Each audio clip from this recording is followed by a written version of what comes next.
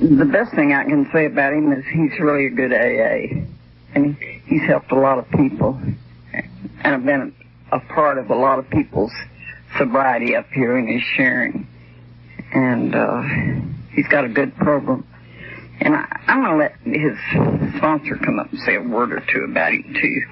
Come on, BC.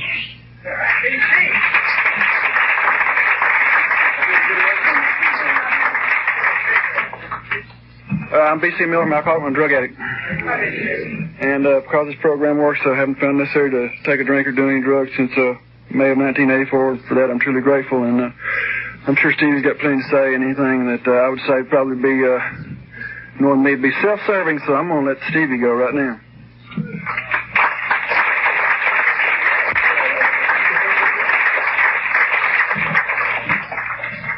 Hello, everybody. I'm Stevie. I'm an alcoholic and an addict.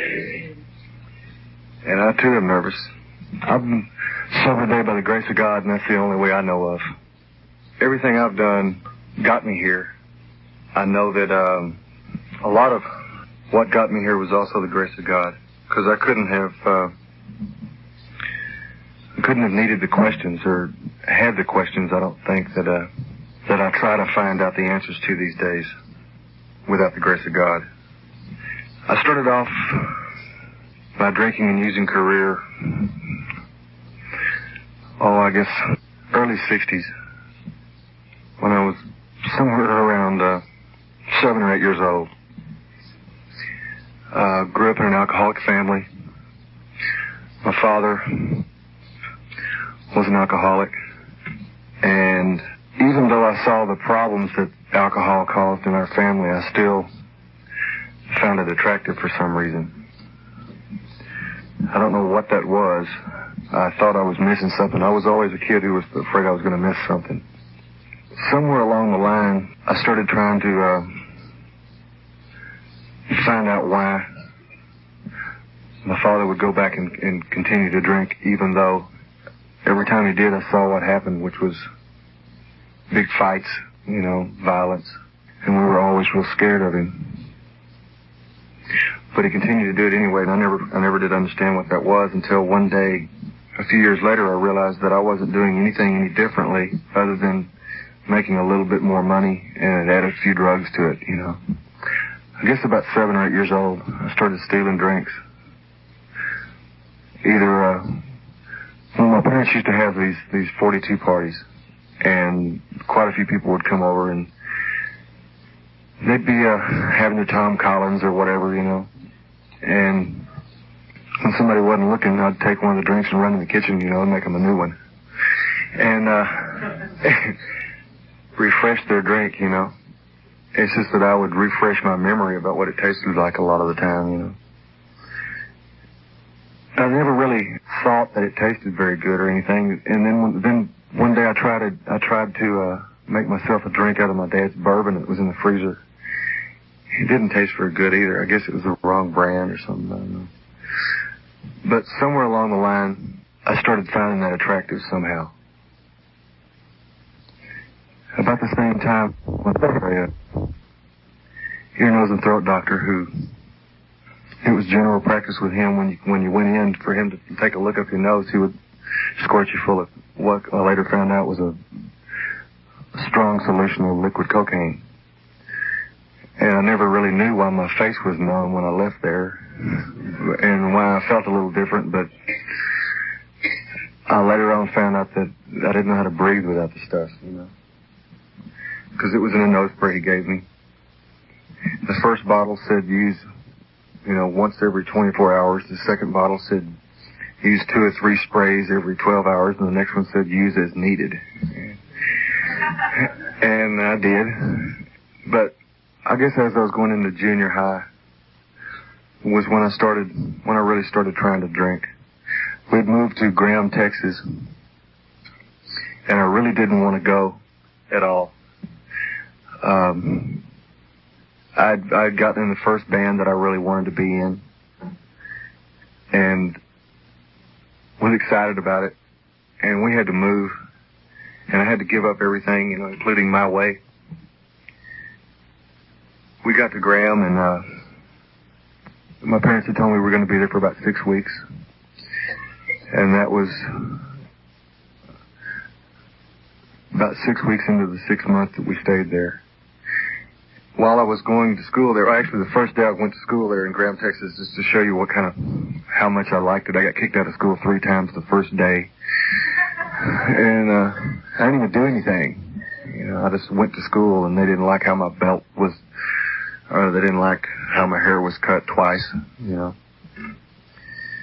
And I real quick found this guy that sold Alka-Seltzer bottles full of sour mash.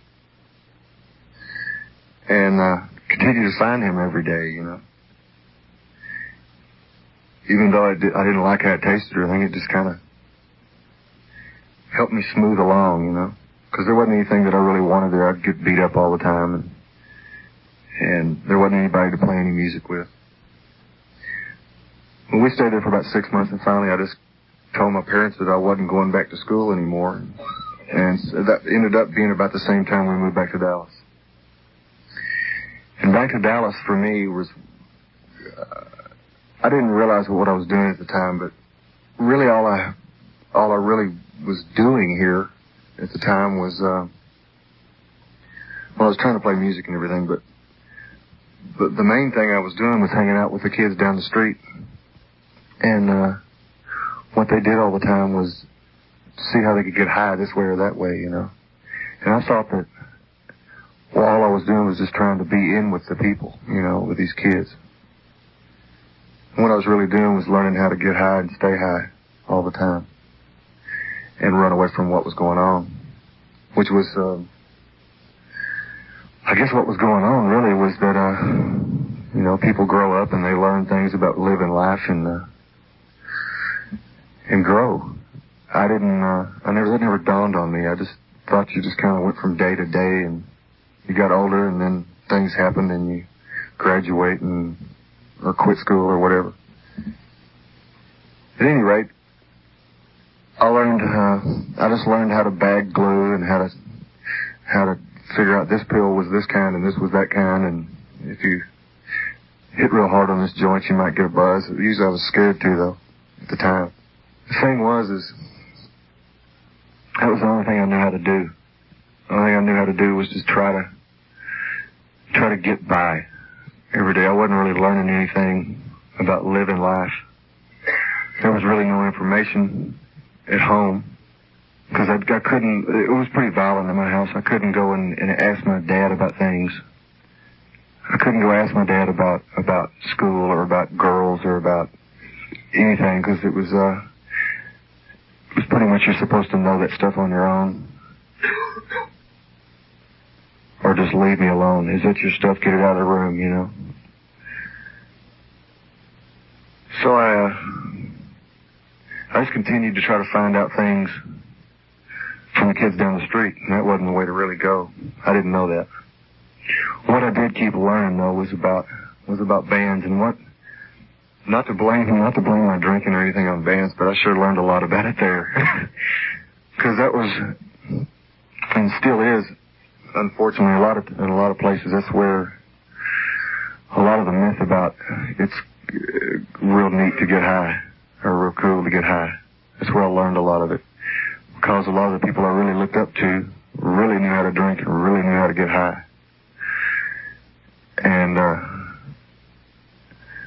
along with every time I would get in a better band, it seemed like there were better drugs, better brand of gin or whatever, And I always thought I had to keep up. I just thought I had to keep up. Why that was, I don't know. I would see someone who I really cared about and know that this is a pattern that's gone on most of my life, and I still don't understand why it's attractive to me or has been.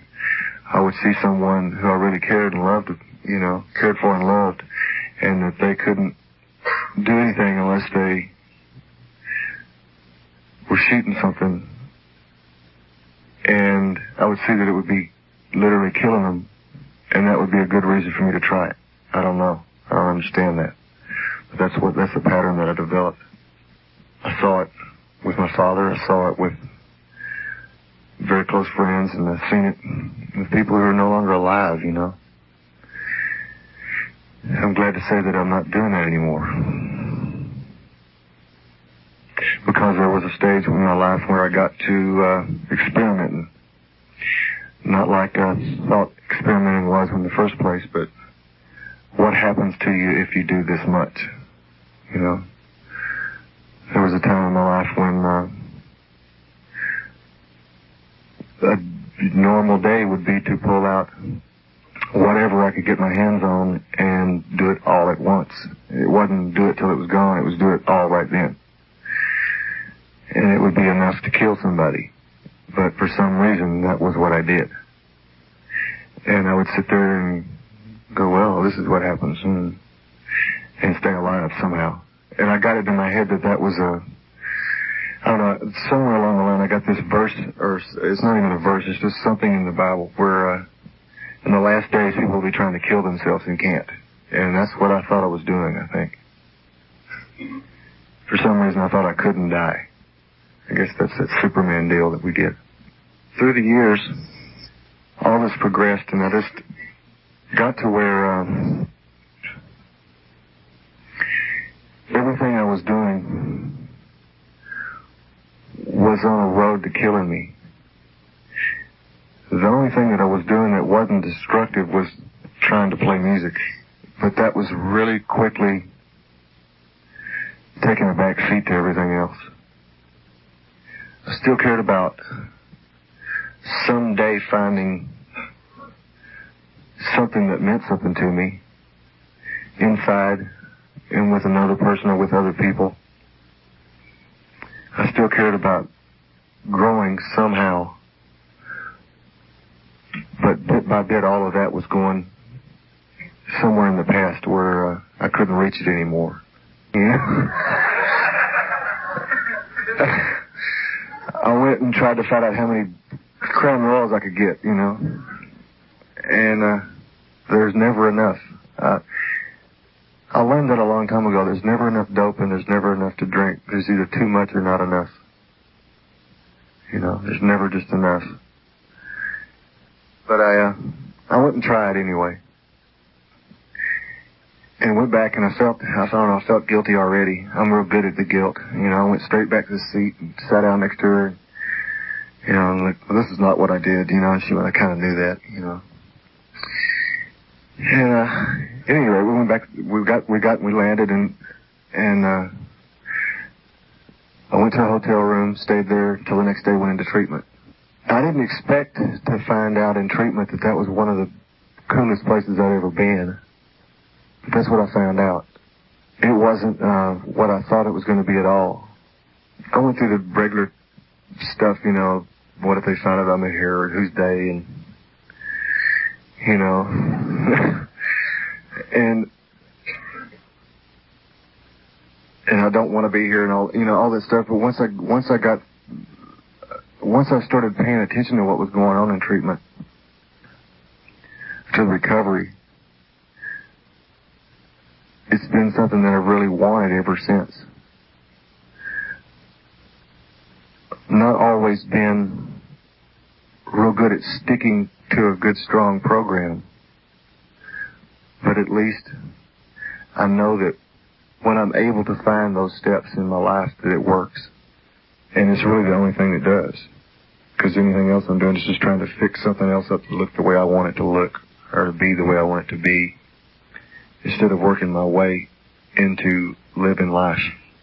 Well, what I found in treatment was the same thing that I find in a meeting when I'm in the right place, in my heart at a meeting, and that's a bunch of people trying to help each other live life and grow in it.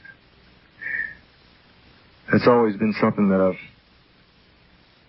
wanted to know about, and it's always been something that I've wanted to do. It's not always been something that I've done. Sometimes I don't even know what grow means, but it's something that I find every once in a while. I find growth, and then I feel like me. If that's not where I'm at, then I feel like a shell with a bunch of static going on. That's really the way I feel. In the program of AA, I've found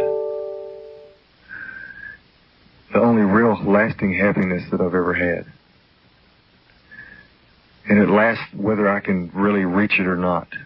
I don't know if that makes sense to you or not, but I know that it's there even though I can't always feel it. Because I know it's not out of something that I've made or bought or conned somebody out of. It's something that's bound to be real. I see it when I see other people come out of a real hard place to be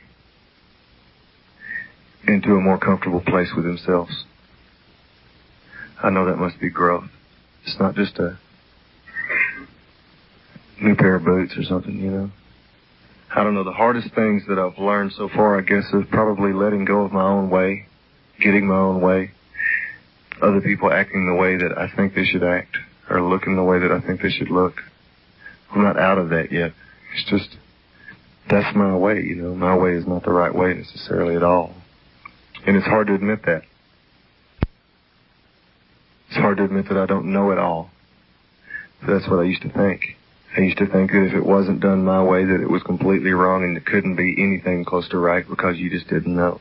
I don't know, sometimes I find out that it's real comfortable not knowing everything, you know. Not knowing anything, in fact. It's funny, I'm real uncomfortable saying that right now, but that's the truth. I don't know, I just know that when I come to meetings, when I take the time to pray and to listen and to take a look at myself and try to change, that I grow. And when I try to offer that to someone else, I feel better. And that I don't have any need to drink or to take any drugs. And if that's what this program does, if that's all it does, then it's helped me a whole lot. Because that's all I used to know, was drinking and using drugs. It's really all I knew.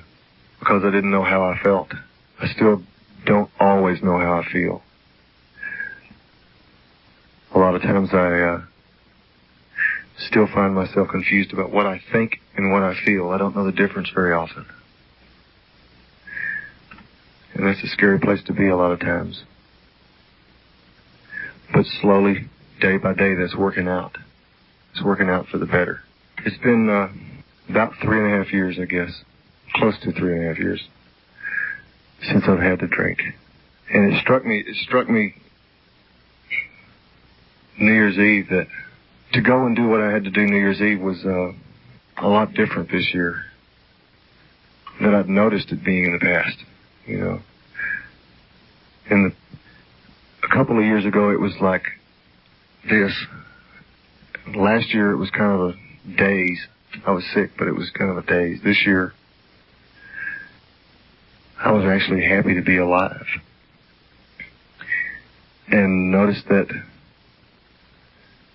I didn't have to be high to be up till 5 in the morning or whatever it was, you know. And that I could look out and realize that I was starting a new year with new things to try to do, and new things to try to care about. And one of them was me, and one of them was y'all. And what I do with my life. And commitments. Commitments has been another thing that I've never been very good at in my life. Well, I could get caught up in something. Real good, you know. I could get caught up in the mirror combing my hair, you know. Or, whatever. But commitments have not been something that I've been very good at. Because I was more scared of making a commitment than I was following it through, you know. But I realized that I'm still alive now. And that's an amazing thing to me. When I was 17, I thought I wouldn't make it to 21. When I made it to 21, I thought something's up, you know. You know, what's going on here? When I passed 30, I thought something's wrong. I don't know, I'm just glad to be alive today, you know. Glad to be alive today. I don't know. I don't really have a whole lot to say about anything other than knowing that if I let this program and if I let God do what He's going to do in my life, through you or through whatever, that it's a whole lot better than I ever could have done it myself before I came to this program. I thank y'all for letting me be here with you. Whether I know what to say about it or not, it means a lot to me. And I thank you, okay?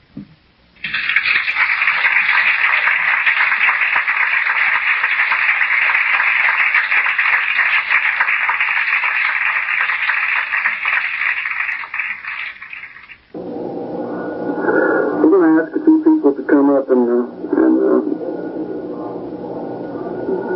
just say whatever they might have on their hearts. And before we start that, I just want to say one thing, and I'll probably say several things before I get through this, but the one thing I want to say right now is that, I got to know Stevie in the program by Alcoholics Anonymous. I got to be in that the position that I like to call friend, and AA calls something else sometimes. But I met Stevie a long, long time ago. I guess he was probably 17. And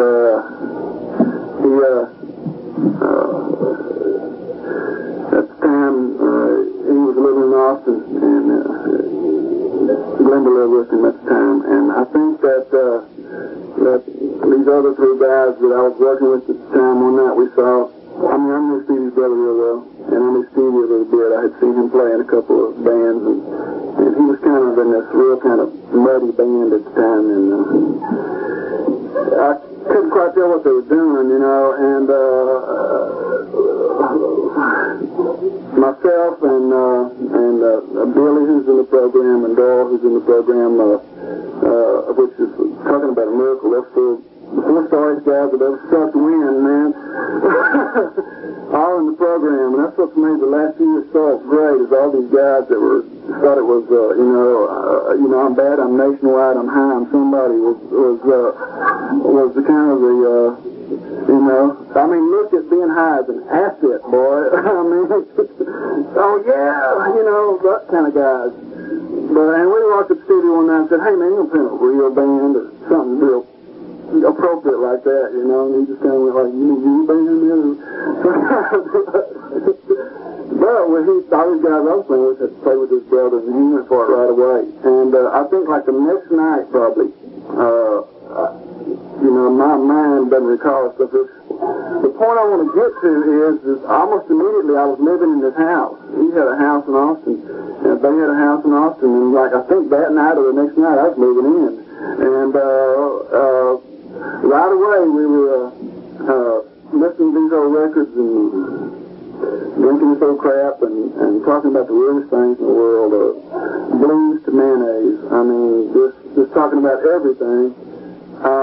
But the guy treated me like he had always known me at that time. And he was as open and as sweet and I don't know, as giving as anybody. That's about the quickest anybody ever let me into their life was the way he treated me. And, I don't think I'll ever forget that part. And, right now I want to have somebody to come up and say what they have on their mind. And I don't know anybody.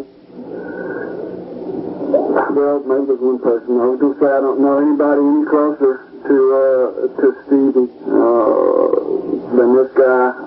Renee is involved with Stevie in his workplace, and he's a very close friend. And I'm really pleased that Renee was able to be here tonight to lend his words to this celebration that y'all are giving for Stevie. Renee, you'll come on.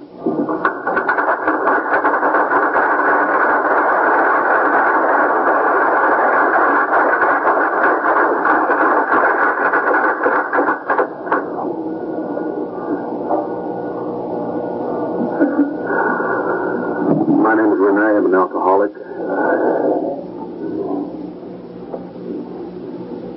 I think about Stevie and I just want to break down.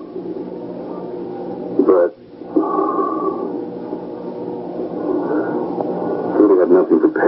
all, but I guess I never really had anything prepared until I tried to accept God into my life and to help me share what I've experienced through AA.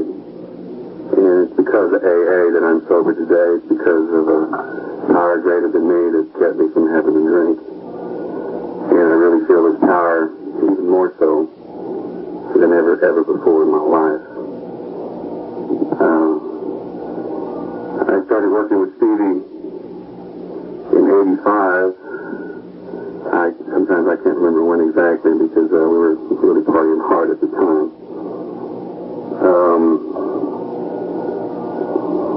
Stevie was always the kind of person who, even then, was giving and was concerned about you, how you felt,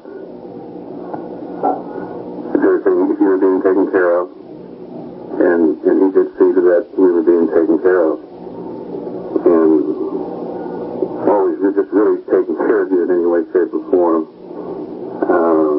I can relate to some ideas right now that I just tried to hit my head. I'd have to travel with him sometimes to go to various meetings or recording dates or studio, that sort of thing. It would be just me and him. And we'd get to the airport and we'd say hi. And the first thing that came to his head was, where are you sitting? And I go, well, I'm on row 30B or something like that. And he goes, what? 30B, hold on a second. And he'd look at his and he kind of like shakes it, come over here. And we go over to the airline receptionist place, and he'd want to get a seat with me next to him. He'd be like, first class or something like that.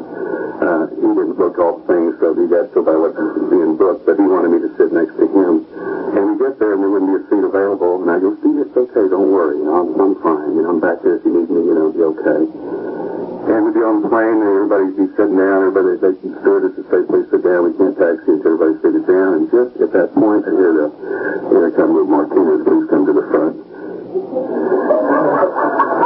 And I sound like just shake my head, and I go up, and then there's Stevie Ray looking back at me, smiling, so I'm doing like that, yeah.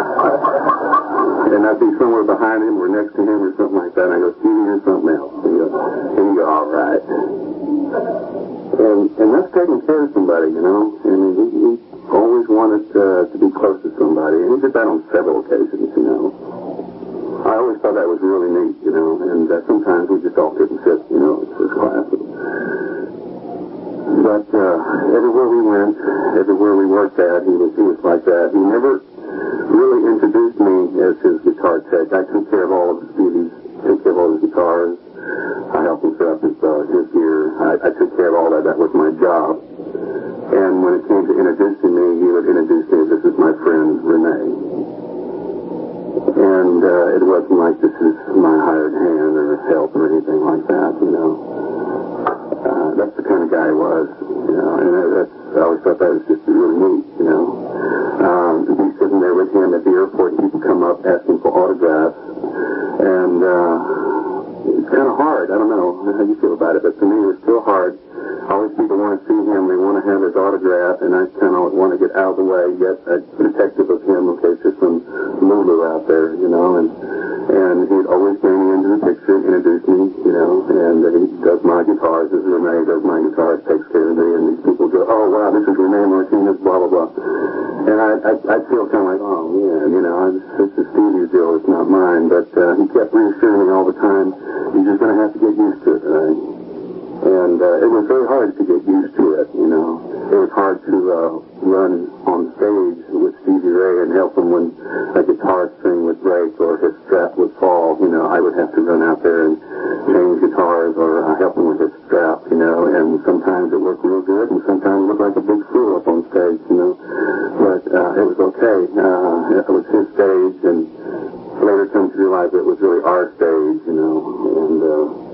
But he was always giving, and what I'm trying to lead to is that when we got into recovery, it was hard to adjust to some things. He came into the program before I did. I followed later on my sobriety date is January 1st, 87. It happened to be January 1st.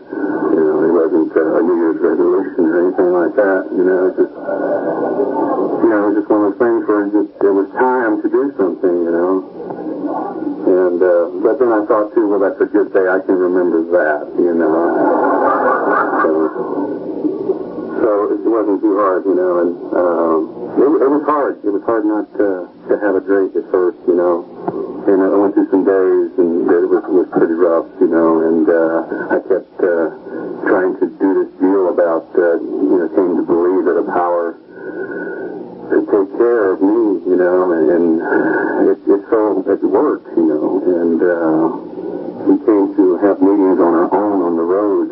We had meetings wherever we could at any given place, you know, different parts of the world.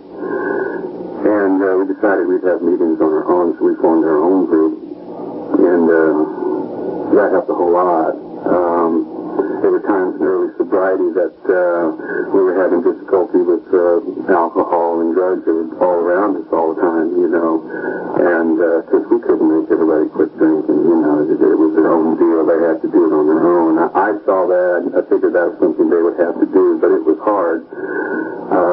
Stevie, on the other hand, was seeing maybe one or two of us having difficulty with that and was ready to do jurisdiction, you know, that sort of thing, and we talked about that too. And it's because of AA and what principles and what steps that we had to decide that, you know, these people got to decide on their own. You know, we have our own group, we have a problem, we come talk to each other, call alcoholics or another alcoholic or talk to sponsors and so forth, you know.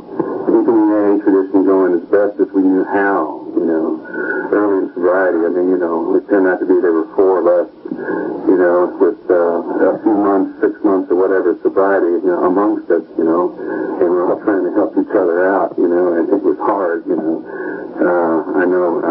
I know he talked many, many times to his sponsor, and I did as much as I could. I talked with my friend who was on a crew who happened to be in AA, and we talked a lot. And he was a real pain in the butt, you know. He was sick, you know. And this guy, you know, was if God put anybody into my life to keep me straight, then he put him into my life, you know. This guy was screaming, cussing, yell at you for no reason whatsoever, you know. And you did this and you did that, you know. And boy, do I want to drink, Renee. That's it. I'm tired of it, Renee. I'm going to get drunk. And just, you know, it had me think all over again and think, well, what am I going to do here, you know? And it's because AA again, you know, and the power greater than me that we were able to sit down and we were all able to talk things over, and the drink problem was literally going away, and then finally it was okay, you know. That's what we all shared together. That's what Stevie really wanted to share with everybody, and he went to even a greater extreme, you know. He literally went up on the microphone and talked to everybody, you know, during these shows, you know, while in sobriety. And I thought that was just, you know, that was something else, you know. I mean, anonymity came to my head, you know, all these things, you know. But this is what he wanted to do, you know. He wanted to share the message. He wanted to get it across, you know, that somewhere along the line, you know, maybe a seed will be planted, you know. And that's what you all did to me. You all gave me more seeds to grow with, you know. I come here, you know, these seeds, you know, you gave me so much, you know, and you know, you tried to help each other, you know, trying to cure the drink problem, you know, the alcoholics, you know. And it never stopped, you know. We just went on for a long time. I want to say a long time, like about a year, you know. We were into sobriety, you know, all of us. And out of nowhere, one of our guys came back to the hotel, and we happened to run into each other, and he was talking to someone who happened to go to AA and decided to straighten out his life. And everyone was hard to know if he's still sober, you know. I had to tell Stevie that, you know, and Stevie would go out. He said, you know, it's amazing. You know, the power of this program, power of God. You know, what I'm trying to say is that he didn't say, I did it. You know, it wasn't me. You know, he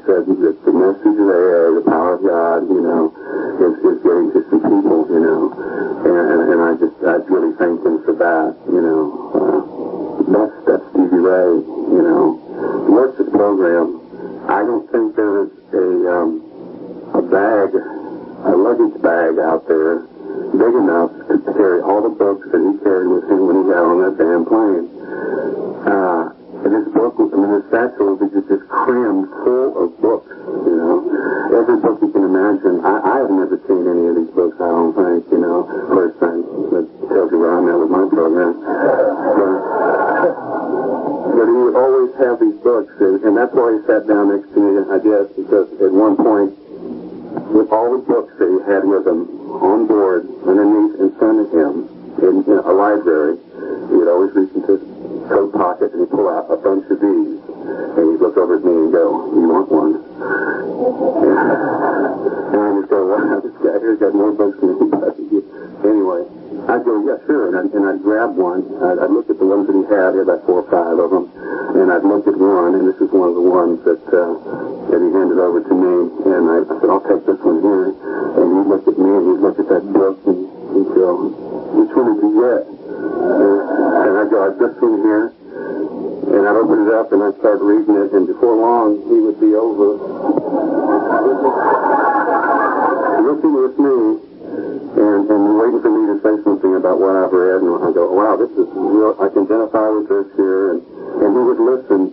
And what I'm trying to say is that, you know, he was open as much as he could. He wanted to hear what other people had to say. He wanted to be hearing messages, you know, from other people. Just as we hear messages when we go to meetings, we listen to other people. You know, I do. I listen to other people and try to get something out. And I do walk away with something, you know, that somebody else has shared with me. And that's like a real, real gift, you know. And me as an alcoholic, I need that. I need to go home with something on my mind that can just hopefully, you know, interrupt that thought of drinking somewhere down along the line, you know. And it's just for that day. And that's real good, you know. I don't have to worry about tomorrow anymore. I don't have to worry about yesterday, just today. And if I go home with that kind of thought, you know, it's a good feeling, you know. And if I need more help over here, the big book's here, and God, of course, is here all the time if I let him. And this is what Stevie, for me, was always trying to do, you know, trying to carry the message, you know. And I think he was really hard at work with that. Besides being a good friend, you know, besides getting so much of him, you know, and besides, I know this is not AA related at all, but being one of the best guitarists in the whole world, being able to work for the best, you know, was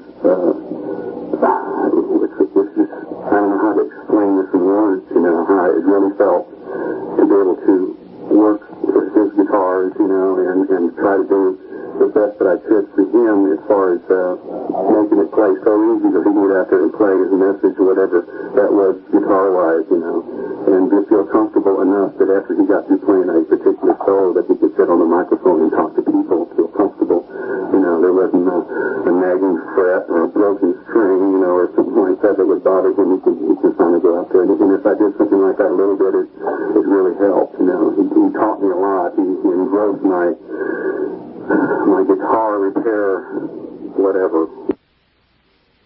You know, I couldn't have worked for any better. I really don't think. You know, he was the best that there is. You know,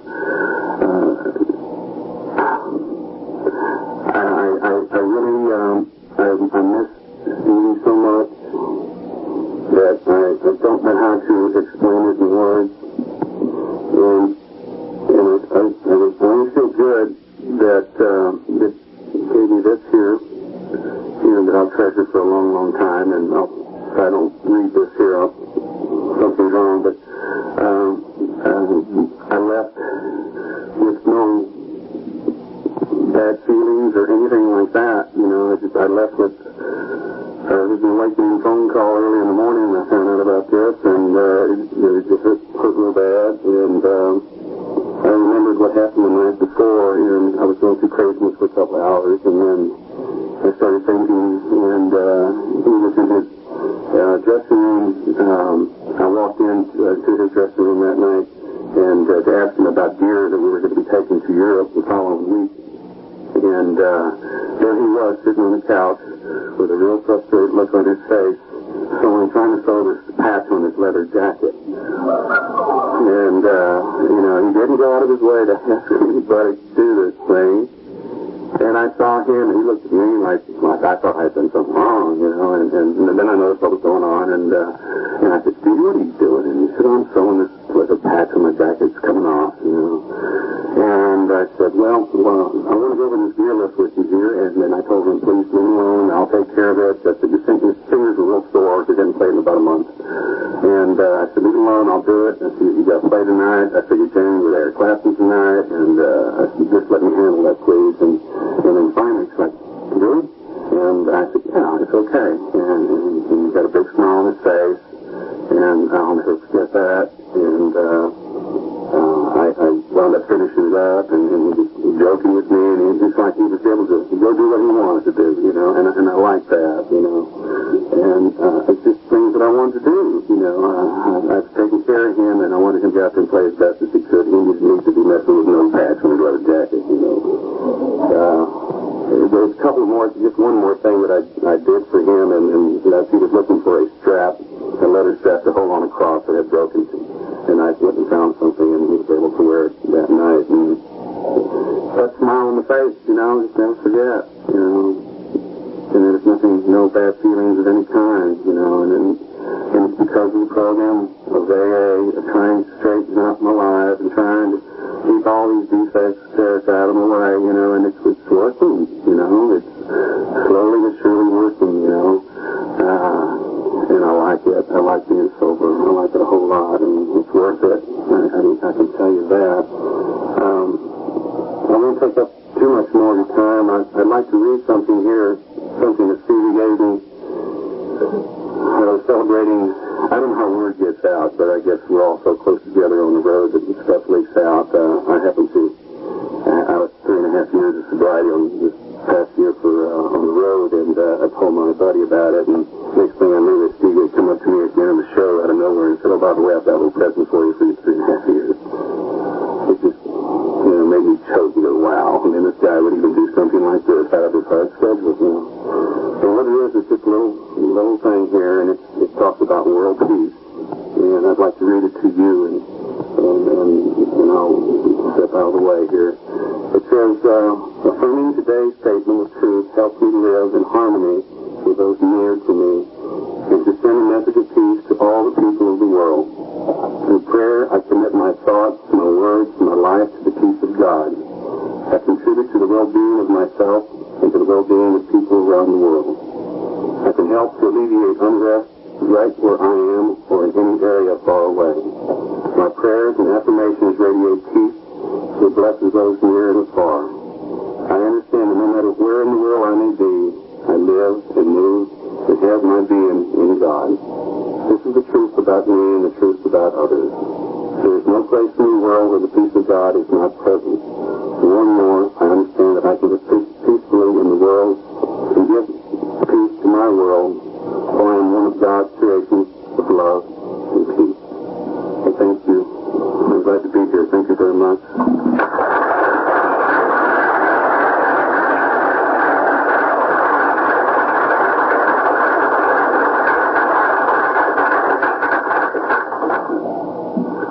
Thanks, Mike.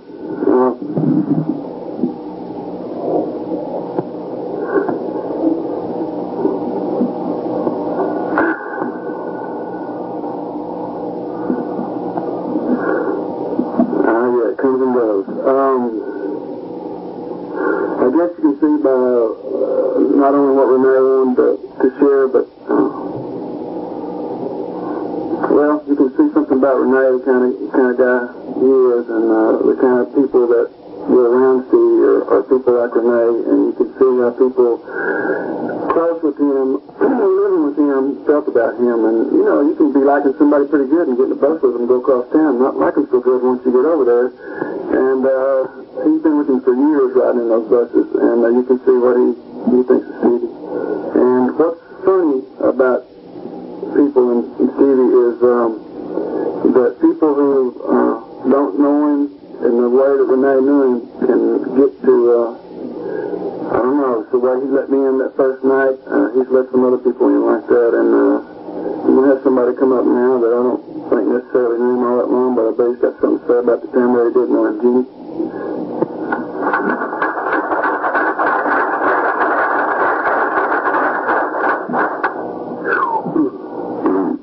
My name is Jimmy Daniels. I'm an alcoholic.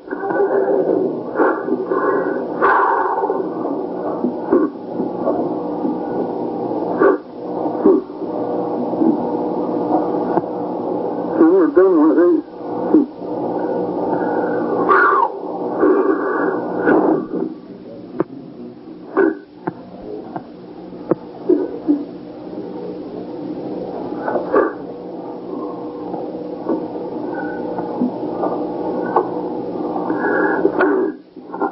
The first time I saw that little guy, and I thought, and I didn't see him anymore for a couple months, and I kept running into him over Central Group, and I was thinking as they was talking a while ago, I was trying to knew him when he was 17, I'd have probably been living in that house with him. And I lived in houses like that with people.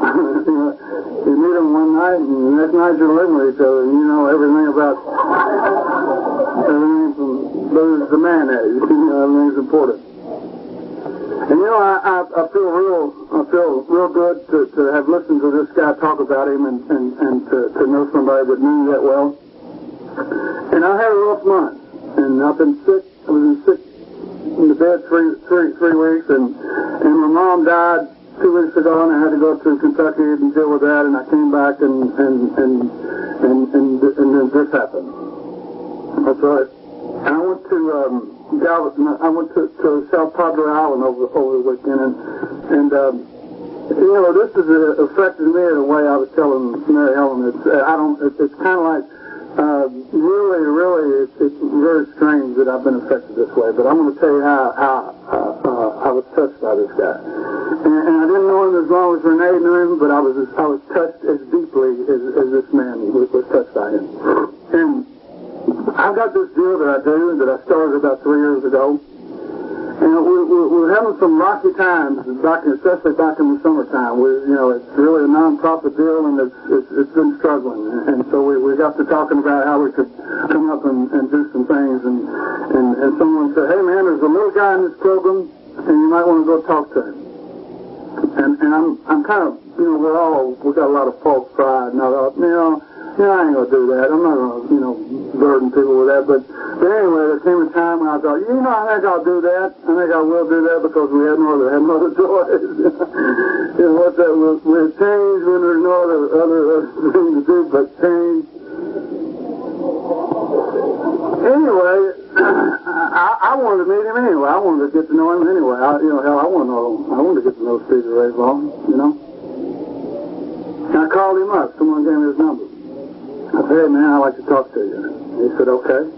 We want to talk." I said, "Well, it's up to you, man." And we set a date to talk. And I told him I wanted to show him this foundation that I started.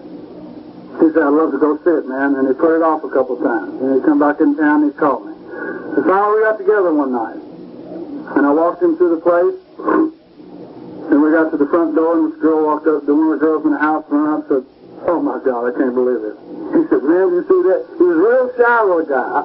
He was real, and he was sincerely shy. He had one of those things, for me, I'm talking about, this is my experience with him.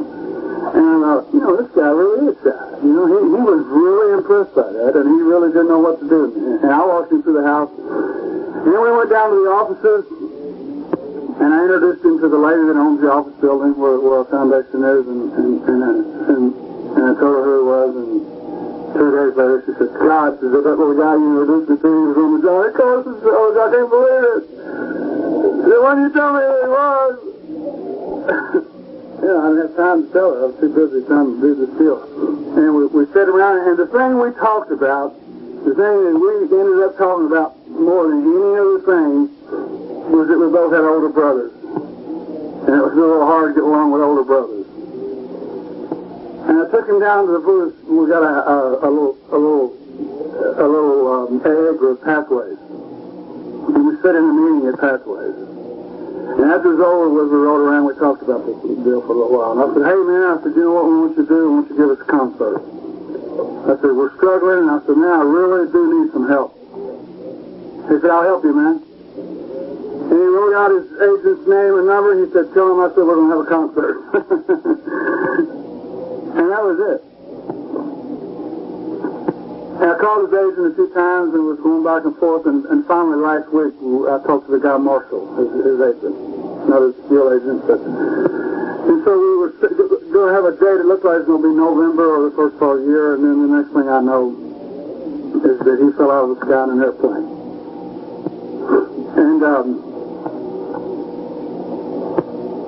And it didn't bother to me, I was with the guy one night, But the thing that I want to share with you is that through the program of Alcoholics Anonymous, through the thing that this thing is about, is that, I can remember when I was a drug addict, and I can remember my buddies getting killed on motorcycles. I can remember my buddies getting killed in robberies. I can remember my buddies getting killed in car wrecks. I can remember my buddies getting killed just shot, And we used to be loaded, and I used to think, damn, man, Harvey, man, he was a hell of a guy. And that was it.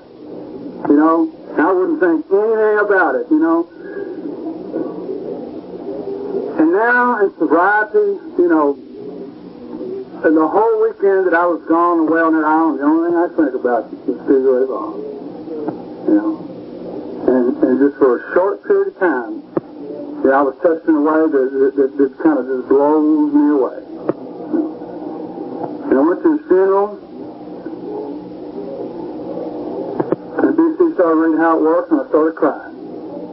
And I came to a place where I never could cry before I found this program. Never. I'm telling you, you do not cry where I come from. You do not cry tears, you just don't do it. And I felt proud and honored to be a part of Alcoholics Anonymous during that deal. And I called BC up and told him, I told him, I said, BC, I don't want to speak for me, but you made me feel as good as I've ever felt in my entire life at that funeral to be a part of this deal, to be a part of this program called Alcoholics Anonymous.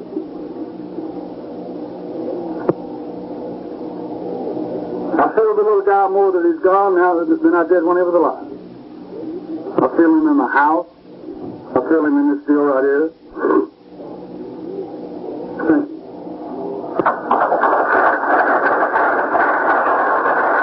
It's all in the way, and all you can do is just go. It's just, I don't know.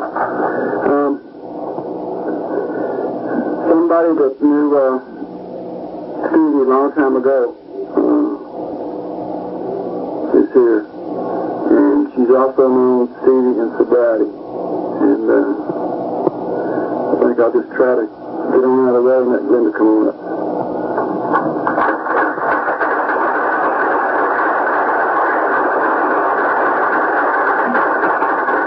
I'm Glenda, I'm an alcoholic addict, and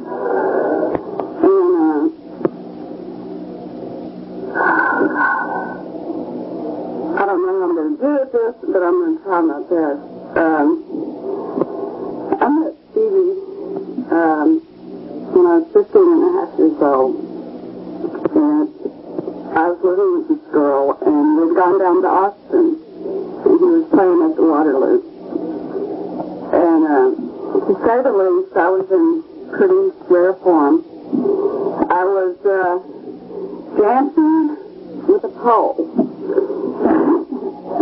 And I was rolling around, just bumping and grinding with this pole, and I turned around, and he's looking at me, and we connected that night. And we drove back from Austin, and we took him to go clip some license and dropped him off. He was still in high school. And it just was a connection right there that lasted quite a long time. We grew up real fast, and we decided we were grown and we were going to quit school, and he was going to follow his brother down to Austin, and he did. He went down 3 months before I did, and I followed. And a lot of my memories of Stevie were during those 4 years. And I, of course, was full-blown. And I really believe that I was full-blown from the very moment that I was born. I really do. Stevie, on the other hand, when I heard this, I immediately went into overwhelm of all the memories that I have of him. And he was one of the most gentlest, giving people I ever knew. And he was so sweet. And he was so tender. It was amazing. I never met a guy like this, you know, and he just took me under his wing, and he took care of me. There were many nights that Stevie escorted me out of the bars because I could not walk. And he was just really there for me. And we were young and out there, really out there, and we lived all over Austin. I mean, it was one of those deals. The times were hard, you know.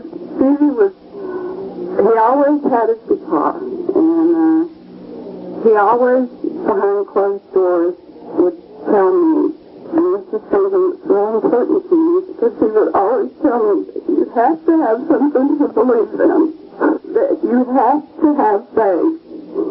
And that has stuck with me for all these years, because this little guy, and he was quite little, well, those were, I mean, we're just two starting kids out there in the world, you know, trying to do the deal.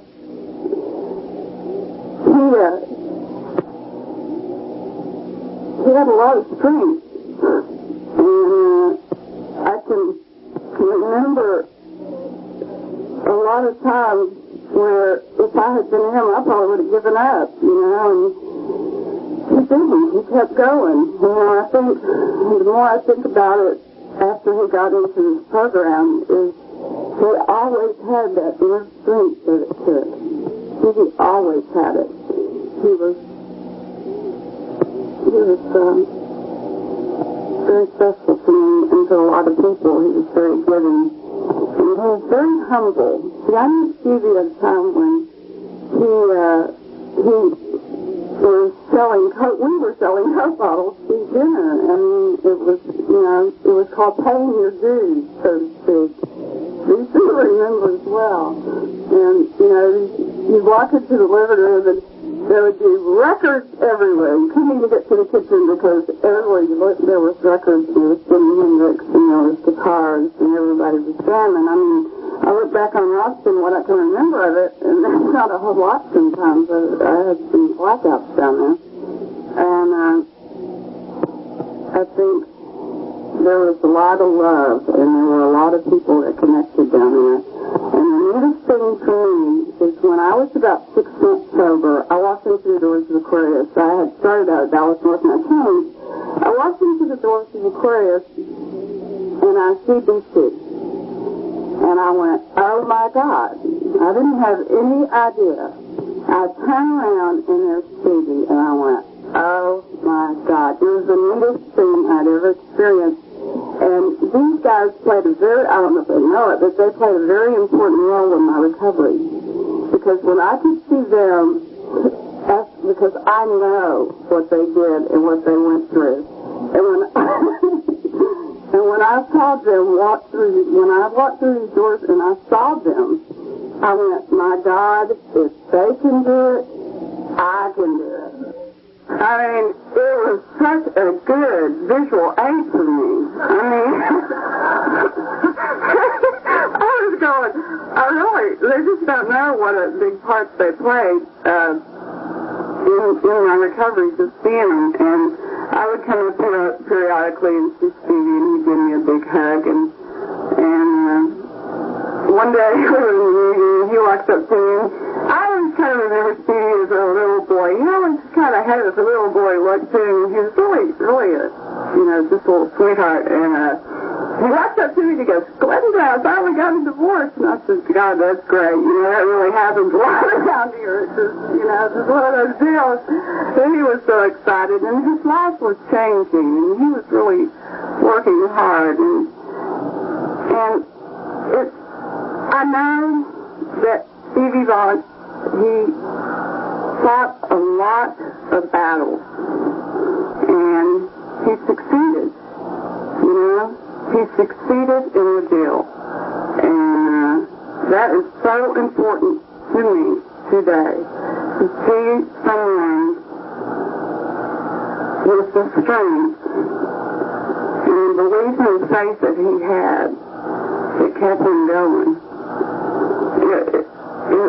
I mean, I'm not very good with words sometimes. It's real hard for me to express how I feel about him. But one of the things that I truly regret is that I didn't get to make amends to him the way I really wanted to make amends. And this is something that came up for me immediately when I heard about the crash. And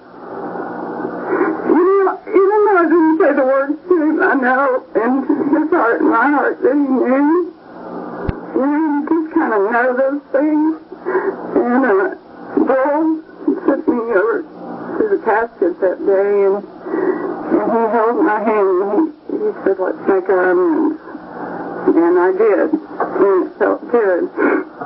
And I have some of the most wonderful memories of this man that I just will cherish for the rest of my life. And I know that what he's done out there is really going to pay for a lot of people, I hope. I hope a lot of people get really serious about this deal, and if they try it, and if you're here tonight, I hope you give it a day and try another one, because believe me, it is worth it. And I was going to try to think of a funny more story. There was one thing in Austin that I remember about Stevie was well, no, actually it was in Dallas, and the night crawlers had formed their little get-together, and Stevie and I were kind of getting into a little argument about me going to California with them. They were flying off to California. We didn't really know if we could afford it. We were at this club, and Stevie gets on stage and has Joel sing It's My Life and I'll Do What I Want To. And every time Stevie would be playing guitar, he'd be shaking his finger at me like that. It's my life. I kind of remember that. That was a pretty neat deal. It was real funny. And say the least, he had to escort me out that night to the car. But, you know, like I say, you know, that took everything it took. It took every lid that we smoked every day to get us here. And I'm just truly grateful that he had the opportunity to experience this deal before he went on to the next place. And I know he's in a good place. I really do know that. And I love him to death, and I love the AA and Aquarius, and I think...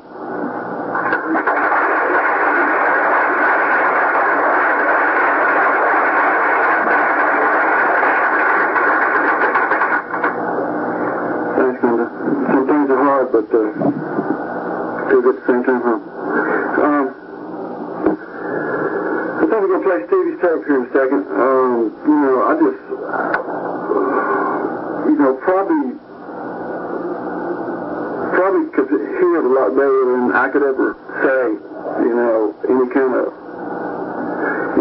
after all those people. But, you know, when you ask somebody to talk about somebody that they care that much about, you better be prepared to listen. Because it's real hard to stand up here and say, yeah, I mean, Stevie was great, and, you know, sit down. It's real hard to condense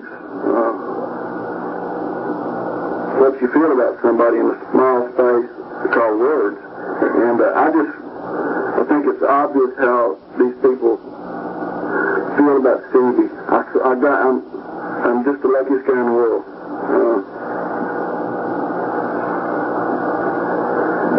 I got to see this tape now.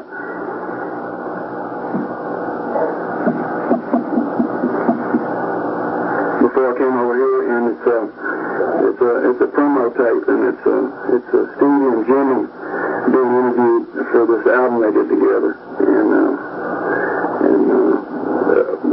hopefully it'll be on TV somewhere, and everybody can see it. But one of the things that has happened to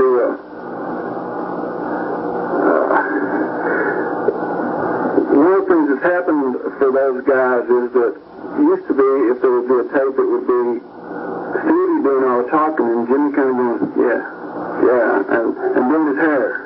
He does this with his hair.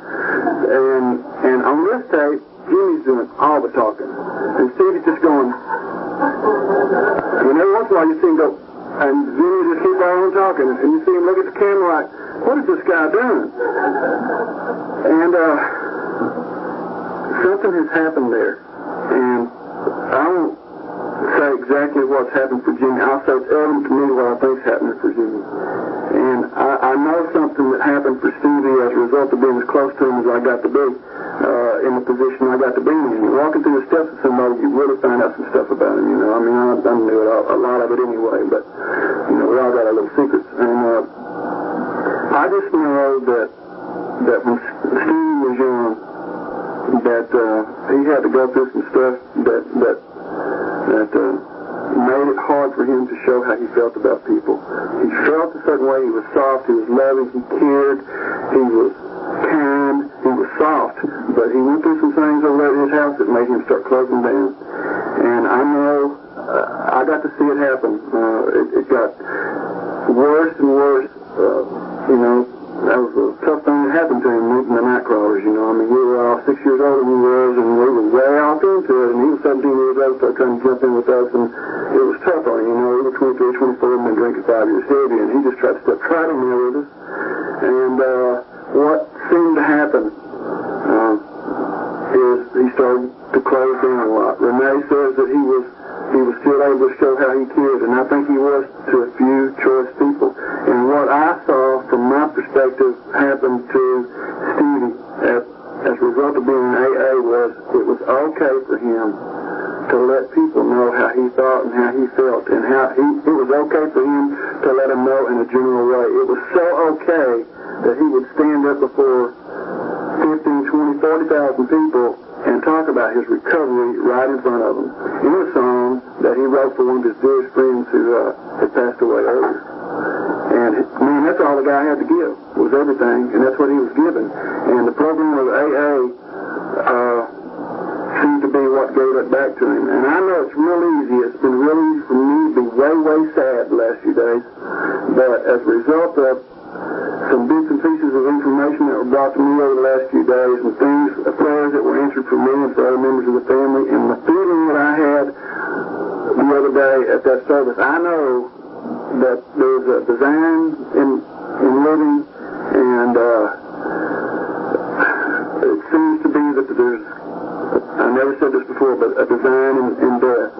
There's something going on here, and my part is to take what Stevie gave to me and to try my hardest to keep on giving it. And I would, it's one thing to have gratitude and hold it for yourself, but if we truly have gratitude for what that fella gave us, well then I think that he wouldn't want any more from us than for us to try to keep passing it on.